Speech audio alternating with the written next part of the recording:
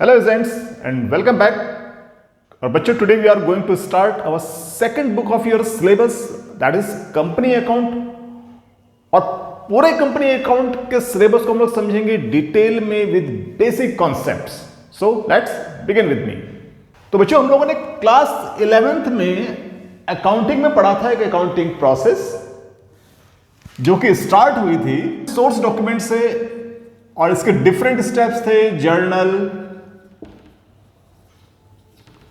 Laser, trial balance and finally we moves to final accounts यानी कि profit loss account and balance sheet. Right. लेकिन हमने जो भी कुछ पढ़ा था that was for sole proprietorship firm यानी कि ऐसी फर्म जिसका ऑनर सिंगल है. Got it. Then class 12th में हम लोगों ने पढ़ा था अपने फर्स्ट बुक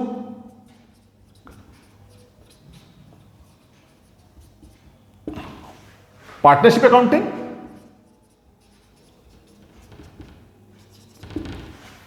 तो स्टूडेंट्स सपोज कीजिए एक पर्सन है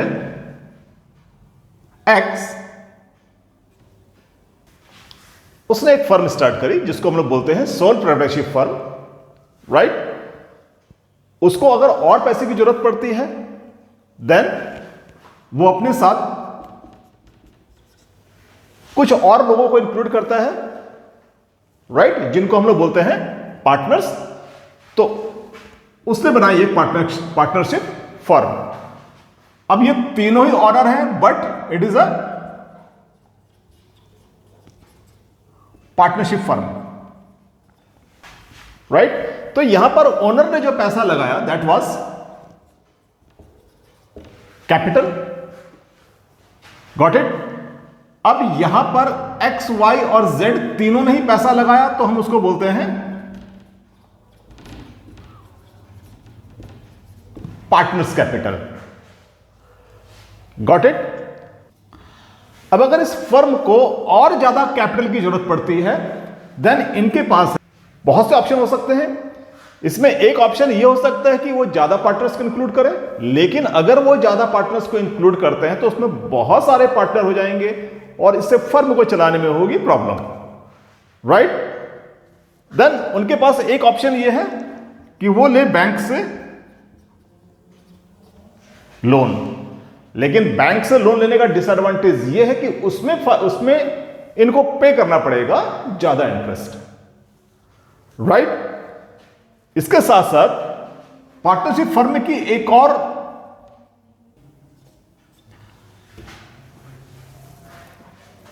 प्रॉब्लम होती है जिसको हम लोग बोलते हैं अनलिमिटेड लायबिलिटी. अनलिमिटेड लायबिलिटी क्या होती है कि अगर फर्म को लॉस होता है तो इन सभी पार्टनर्स को या इसके ओनर्स को अपनी पर्सनल प्रॉपर्टी से इस डेट्स को, इस लायबिलिटी को पूरा करना पड़ता है. Got it.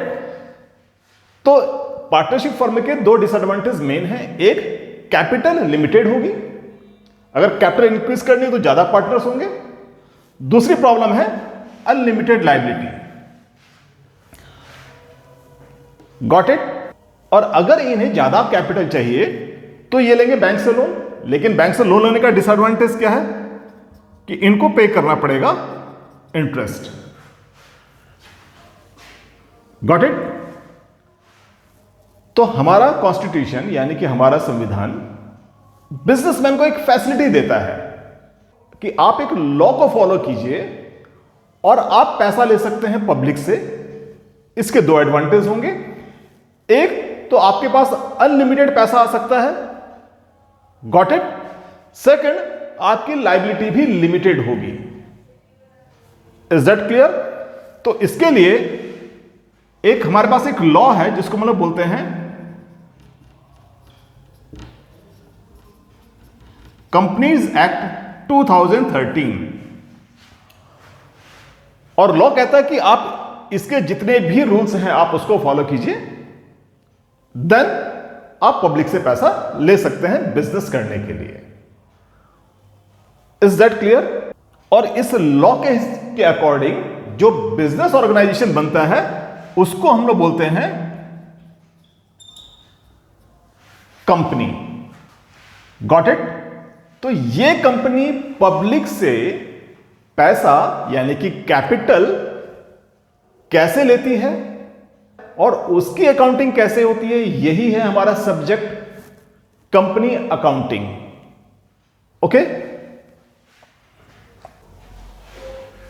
सो स्टूडेंट्स, हमारे पास कंपनी की एक डेफिनेशन होगी कि company is that business organisation which is registered, managed and controlled as per company act 2013। Got it? और बच्चों, कई बार आपसे क्वेश्चन पूछा जाता है, समवन आस्क कि व्हाट इज कंपनी, तो आपका एक बड़ा कॉमन सा रिप्लाई होता है कि company is a legal entity, company is a artificial person. Remember, these are the features of companies. ये कंपनी की करेक्टरिस्टिक्स है, कंपनी की डेफिनेशन नहीं है। तो अगर समवन आस्क यू कि कंपनी को डिफाइन कैसे कर सकते हैं, तो कंपनी की प्रॉपर डेफिनेशन यही है। Is that clear? तो बच्चों, आप समझते हैं कंपनीज को बनाने की प्रोसेस को और उसका हमारा अकाउंटिंग ऑफ कंपनी से क्या रिलेशन है। सो स्टूडेंट्स, किसी भी कंपनी की फॉर्मेशन को कहा जाता है incorporation. This is formation of a company. और इसको हम लोग 11th क्लास में पढ़ चुके हैं कि जब भी किसी कंपनी को फॉर्म करते हैं तो कंपनी की फॉर्मेशन की प्रोसेस को कहा जाता है इनकॉर्पोरेशन। राइट? तो जब भी कोई कंपनी इनकॉर्पोरेट होती है तो वो फॉलो करती है, हम लोगों ने अभी पढ़ा है, कंपनीज एक्ट 2013 को। राइट? अब जब इस रूल को फॉलो करते हैं तो कंपनी का होता है रजिस्ट्रेशन, और रजिस्ट्रेशन के लिए कंपनी को कुछ डॉक्यूमेंट्स सबमिट करने पड़ते हैं। इसमें से एक डॉक्यूमेंट था प्रोस्पेक्टस,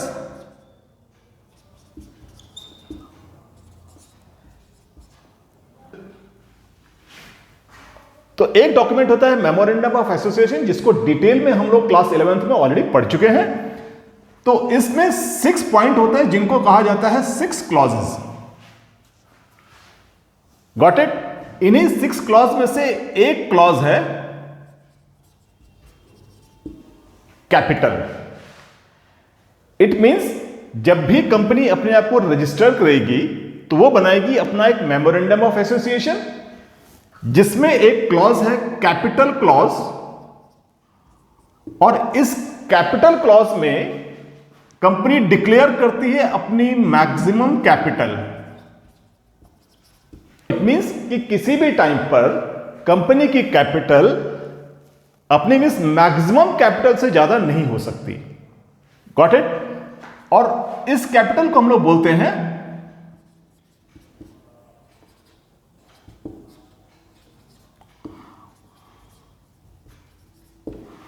ऑथराइज्ड कैपिटल और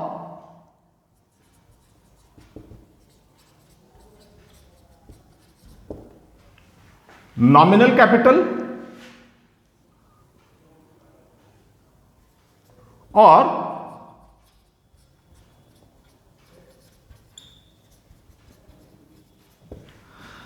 रजिस्टर्ड कैपिटल। क्लियर है? अब मान लीजिए किसी कंपनी की ऑथराइज्ड कैपिटल है ₹10 लाख।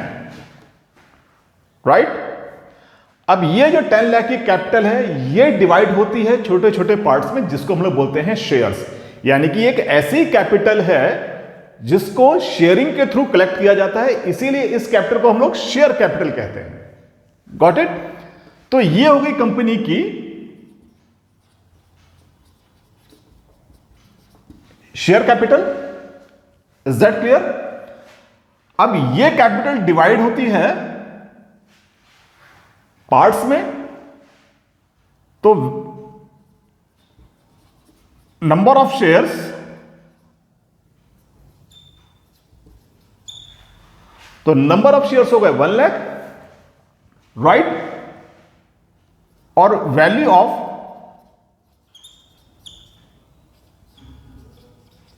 ईच शेयर है ₹10। Got it? तो नंबर ऑफ शेयर्स 1 लाख हो गया और एक शेयर की वैल्यू हो गई ₹10। ये जो ₹10 है, तो हमारे पास यहां पर एक और क्लॉज होता है जिसको हम लोग बोलते हैं liability clause.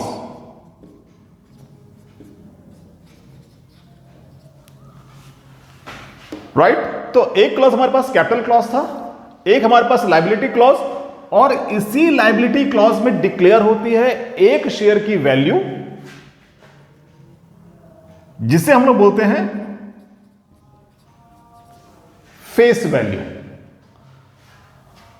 Is that clear? तो अगेन, मेमोरेंडम ऑफ एसोसिएशन एक डॉक्यूमेंट है जिसमें डिक्लेयर होती है कंपनी की कैपिटल, जिसको हम लोग बोलते हैं ऑथराइज्ड कैपिटल, और ऑथराइज्ड कैपिटल डिवाइड होती है नंबर ऑफ शेयर्स में, और हर शेयर की एक वैल्यू होती है। इस वैल्यू को हम लोग बोलते हैं फेस वैल्यू, और यही फेस वैल्यू डिक्लेयर होती है लायबिलिटी क्लॉज में। Got it? तो इतना समझ में आ गया बच्चों? सो हमारे पास दो टर्म्स आ गई हैं, एक है शेयर कैपिटल और दूसरी है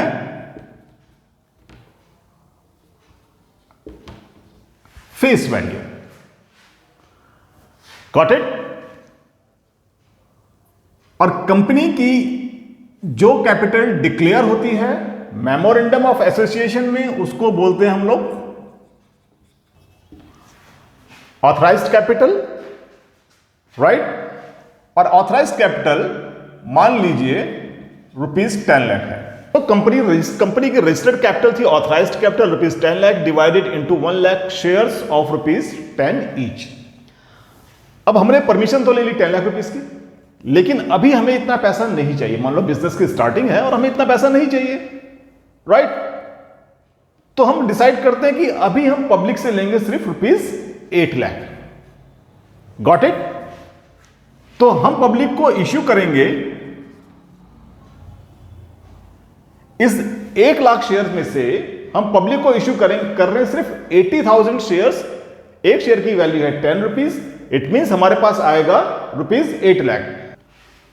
तो इस ऑथराइज्ड कैपिटल का जितना पार्ट हम पब्लिक को इश्यू करते हैं उसको हम लोग बोलते हैं इश्यूड कैपिटल, राइट? और हमारे केस में ये कितना है? ₹8 lakh, and now it is divided into 80,000 shares at ₹10 each.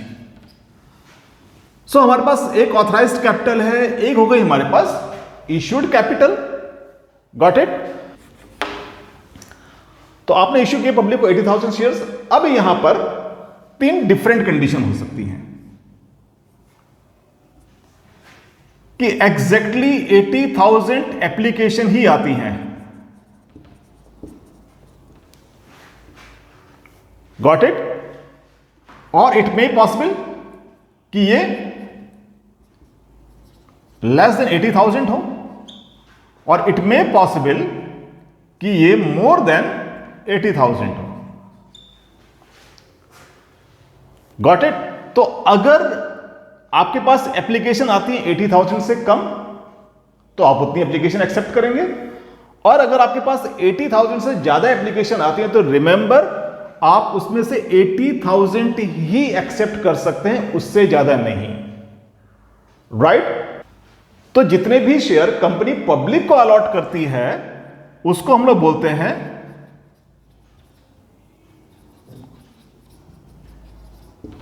Subscribed capital. Got it? तो ये 80,000 हो सकती है, 80,000 से कुछ कम हो सकती है, बट किसी भी केस में ये 80,000 से ज्यादा नहीं हो सकती। Got it? तो हमारे पास एक सीक्वेंस बन जाती है कि सब्सक्राइब्ड कैपिटल इश्यूड कैपिटल से ज्यादा नहीं हो सकती और इश्यूड कैपिटल ऑथराइज्ड कैपिटल से ज्यादा नहीं हो सकती। Got it? सो हमारे पास 3 काइंड्स ऑफ कैपिटल है, 1, 2 एंड 3। Got it? तो ये तो बात थी शेयर कैपिटल की। Got it? फेस वैल्यू, हमारे इस एग्जांपल में फेस वैल्यू है ₹10। तो जैसे ऑथराइज्ड कैपिटल एक रजिस्टर्ड कैपिटल है, वैसे ही फेस वैल्यू भी एक रजिस्टर्ड वैल्यू है, जिसको हम लोगों ने डिफाइन किया था कहां पर? लायबिलिटी क्लॉज में। Got it? तो अगेन कंपनी पब्लिक से डिमांड करती है ₹10। Got it? तो जितना पैसा कंपनी एक शेयर के लिए पब्लिक से डिमांड करती है, उसको हम लोग बोलते हैं नॉमिनल वैल्यू। Got it? तो फेस वैल्यू वो वैल्यू है जो कि डिक्लेयर है लायबिलिटी क्लॉज में, मेमोरेंडम ऑफ एसोसिएशन में, लेकिन एक शेयर के लिए पब्लिक से जितना पैसा लिया जाता है उसको हम लोग बोलते हैं नॉमिनल वैल्यू। Got it? तो इट मे पॉसिबल कि कंपनी पब्लिक से ₹10 डिमांड करे या फिर ₹10 से ज्यादा भी डिमांड कर सकती है। तो अगर कंपनी की फेस वैल्यू और नॉमिनल वैल्यू दोनों इक्वल हैं, देन इसको हम लोग बोलते हैं issued at par. Got it? यानी कि कंपनी के एक शेयर की वैल्यू थी ₹10 और कंपनी ने पब्लिक से ₹10 ही लिए हैं। इट मींस फेस वैल्यू और नॉमिनल वैल्यू दोनों एक दूसरे के इक्वल हैं, तो हम लोग बोलते हैं शेयर इश्यूड एट पार। और इट मे पॉसिबल कि कंपनी की फेस वैल्यू है ₹10,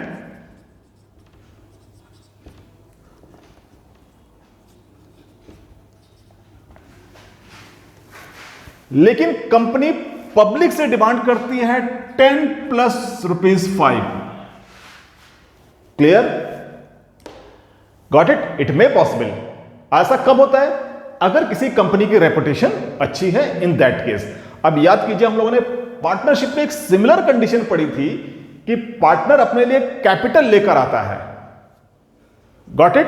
लेकिन वो साथ में लेकर आता है कैपिटल के अलावा एक और एडिशनल अमाउंट, क्योंकि वहां पर एग्जिस्टिंग पार्टनर अपना प्रॉफिट सेक्रीफाइस कर रहे थे, जिसको हम लोग बोलते थे premium for goodwill. Is that clear?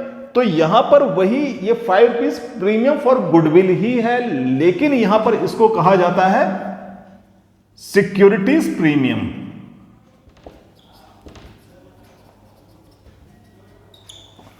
और इस कंडीशन में शेयर की nominal value will be more than face value, और यहां पर हम लोग बोलते हैं इश्यूड एट प्रीमियम। यानी कि कंपनी अपने शेयर्स को प्रीमियम पर इश्यू कर रही है।